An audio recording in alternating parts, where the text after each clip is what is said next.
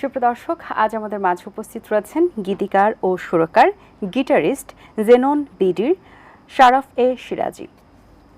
শুভ সকাল, কেমন আছেন? জি আলহামদুলিল্লাহ ভালো আছি। আচ্ছা, আমরা কিছুক্ষণ আগে একটি গান শুনেছি, যে গানের শিরোনাম হচ্ছে সোহানি কোর। এই গানটি সম্পর্কে জানতে চাই। এত সুন্দর একটি গান আপনি লিখেছেন, তৈরি করেছেন। যে এই গানটিতে আসার আগে আমি প্রথমে আমাদের ব্যান্ডের আরেকটা গানের হচ্ছে রেফারেন্স টানতে চাচ্ছি, হচ্ছে সুন্দরতম সুন্দরী। সো ওই গানটা হচ্ছে একটা লিরিক্স ছিল সুন্দরতম সুন্দরী তুমি সোহানি। সো ওই নামটা এনে পরে হচ্ছে যে এই গানটা আমি লিখছি। এখন জিনিসটা হচ্ছে যে মানুষটার নাম আমরা জানলাম, লাইক আমার পার্সোনাল একটা বিষয়। সো এই সুন্দরতম সুন্দরী যখন আমি লিখেছিলাম তখন হচ্ছে যে আমাদের we had some contact, but after she left আমার তখন যে ফিলিংসটা আমার হয়েছে ওই গানটা হচ্ছে যে ওই গানটা আমি সেই জিনিসটা বোঝানোর চেষ্টা করছি। তারপরে মিউজিক ভিডিওর যে কারণটা ওটা বেসিক্যালি হচ্ছে যেহেতু গানটা আমার পার্সোনালি ছিল, so my band members decided যে I am going to be the main model. So then ওইভাবে এই গানটা আর কি স্ক্রিনে। কখন মনে হলো যে আপনি সঙ্গীত জগতেই থাকবেন? কবে থেকে শুরু জার্নিটা আপনার জীবনে? শুরু তো হচ্ছে ক্লাস 5-6-এ প্রথমে হচ্ছে জেমস আর আইব বচ্চু স্যার ওনাদের গান শুনতাম। আমার বাবা আমাকে ওই টাইমে ওনারা ওই গানগুলো শুনতেছে, ওইখান থেকে শুনে শুনে এক পর্যায়ে আমার মনে হলো যে আমরা বলতেছি জেমসের গান বা আইব বচ্চুর গান, আমারও যদি কোনো দিন যে শারাফের গান হিসাবে যদি কেউ কখনো কোনো একটা গান শুনে, ওইখান থেকে হচ্ছে যে গান লেখা। তারপর শুরু করলাম আমি বেসিক্যালি হচ্ছে 9-10 থেকে। সো তারপরে থেকে I form my band. So এরপরে হচ্ছে যে এভাবে যাচ্ছে। এই যে মিউজিক ভিডিওগুলো যখন করেছেন তখন কি মনে হয়েছে আসলে গান লেখা বা সুর করা বেশি সহজ নাকি মডেলিং করা সহজ? আমার কাছে গান লেখা শুরু করাটাই একটু ইজিয়ার, যদিও আমি acting I like to pursue at some point.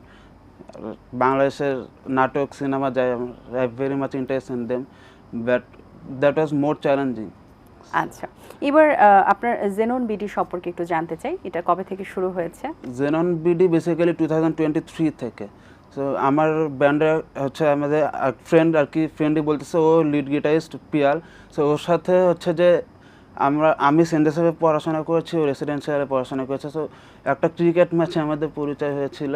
So ওইখান থেকে বেসিক্যালি ও আমার বাসা আসতো, আমি ওর বাসা যেতাম। দেন এক পর্যায়ে আমি দেখলাম যে ও একটা ব্যান্ড খোলার চেষ্টা করতেছে, বাট তখন আমার মনে হলো যে আমিও যেহেতু মিউজিক করি একসাথে হচ্ছে যে হিসাবে আমি জেননের ফাউন্ডার না, বাট জেননের প্রথম দিন থেকে আমি জেননের সাথে আছি আর কি।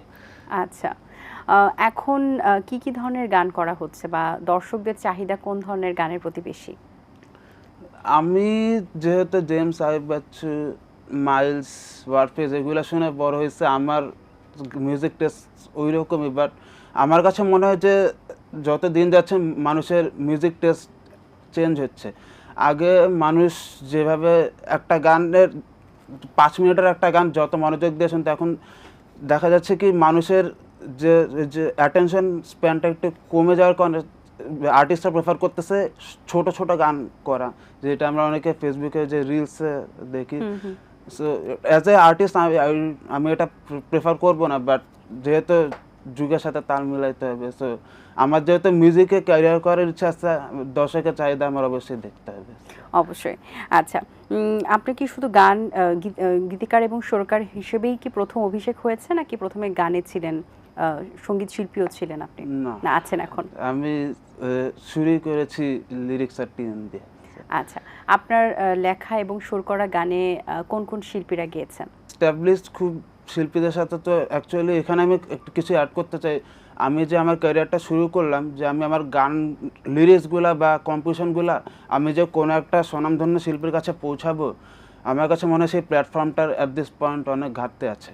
কারণ একজন গায়কের ওঠা যতটা সহজ, লাইক আমরা বিভিন্ন রিয়েলিটি শোতে দেখি, কিন্তু একজন যে গান লেখে বা যে গান শুরু করে এরকম প্ল্যাটফর্ম তো তার ক্ষেত্রে আমি এখন পর্যন্ত তো খুব বেশি নোটিস করতে পারি নাই।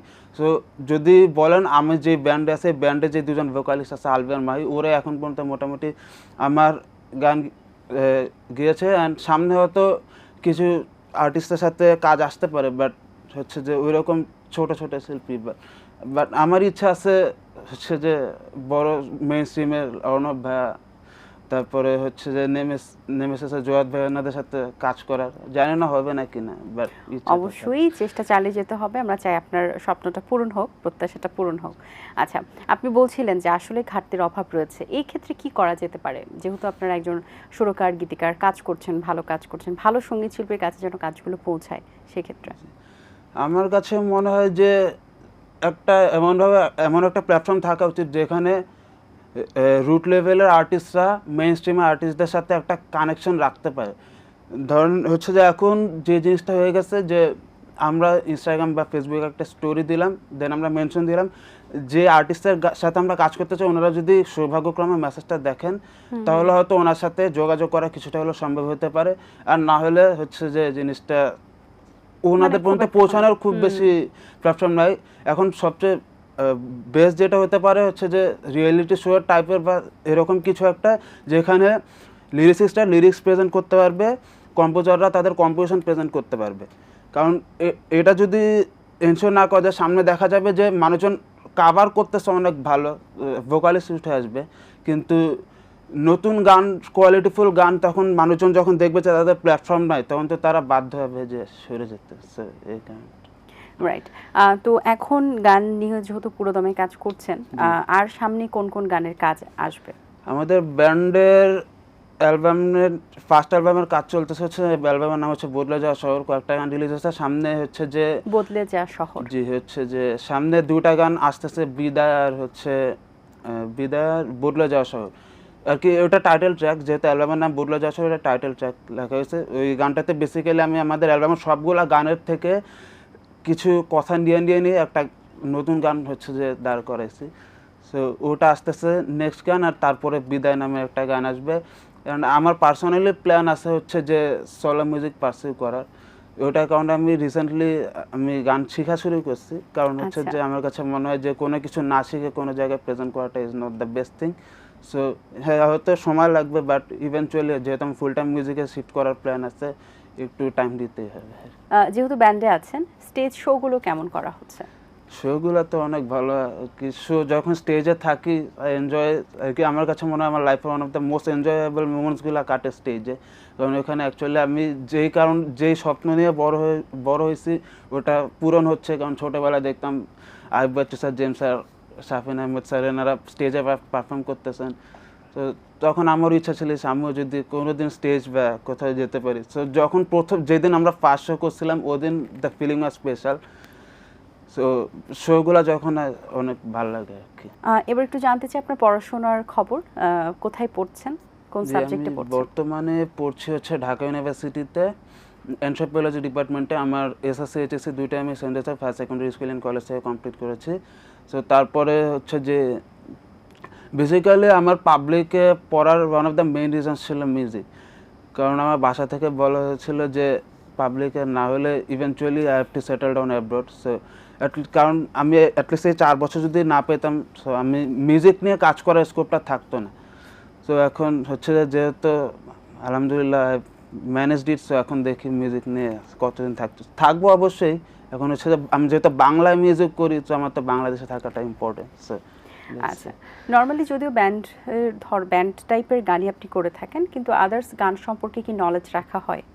নলেজ তো অবশ্যই রাখা হয়, কারণ হচ্ছে যে শুধুমাত্র ব্যান্ডের জন্য গান কম্পোজ করলে বাইরের গানের নলেজ ছাড়া কম্পোজিশনে দাঁড়ানো সম্ভব না। জানতে হবে আসলে। এই কারণে হচ্ছে যে দেখা যায় যে আমি পুরনো রবীন্দ্রসঙ্গীত শোনা হয়, নজরুল গীতি যদিও অ্যামাউন্টটা কম, কিন্তু আমি শুনি। কারণ আমার গান কম্পোজ করার সময় ধরেন আমি ইউটিউবে বা স্পটিফাই র্যান্ডম কোনো গান পাইলে আমি শুনি, আমার যদি শুনে ভালো লাগে তখন আমার কাছে মনে হয় যে আচ্ছা এইটা এরকম করছে, এই গানটা যদি আমি আমার মতো করতাম, তো তখন দেখা যায় যে একটা কাগজ নিয়ে বসে লিখি, দেন ওইটা বের হয়। আচ্ছা, এই ক্ষেত্রে আপনার গীতিকার বা সুরকার যারা আছেন, কাকে আইডিয়াল হিসেবে মনে হয় বা কার গানগুলো লেখা এবং সুর খুব পছন্দ? বাংলাদেশে যদি আমার আইডল হিসাবে বলতে হয়, লিরিসিস্ট হিসাবে Prince Mahmud sir, there is no comparison. Marjuk Russell স্যারের লেখা ভালো লাগে। আর কম্পোজিশনে আইয়ুব বাচ্চু স্যার, ওনার গান শোনা থেকে বড় হয়েছে, তো অবশ্যই সেটা একদম টপ প্রায়োরিটিতে। আর যদি এই প্রজন্মে যারা গান করছেন, যেহেতু আপনি গানেও নলেজ রাখছেন, কাদের গান শোনা হয়? এই প্রজন্মে অর্ণব ভাই, দেন নেমেসিস আর্টসেল, ব্ল্যাক, যদি এরা একটু পিছনের, কিন্তু রিসেন্টলি লেভেল 5 এর গান অনেক ভালো লাগে।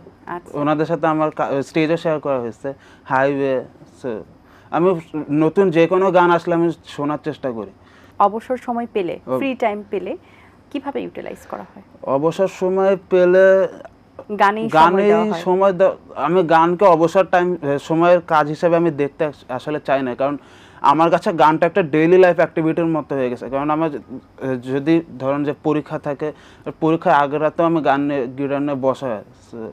গানটাকে আমি অবসর সময়ের সাথে আমি কম্পেয়ার করতে চাই না, বাট এমনি অবসর সময় আমার গেম খেলার অভ্যাস আছে, গেম খেলা।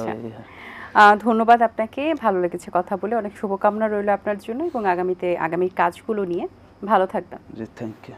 আশা করছি আয়োজন ভালো লেগেছে। আজ এই পর্যন্তই, দেখা হবে আগামী পর্বে নতুন কারোর সঙ্গে। সেই পর্যন্ত ভালো থাকবেন, সুস্থ থাকবেন, এটিএন বাংলার সাথেই থাকবেন। সকলকে আল্লাহ হাফেজ। দিন আসে দিন যায়, সময়টা চলে যায়, তবু আছি এই বেশ ভালো। জীবনটা রঙময়, যেভাবেই হওয়া চাই, নয় কভু সাদা কালো। এই আশাতে স্বপ্ন ভাসে, সুখ হাসে চোখে মুখে, চায়ের চুমুক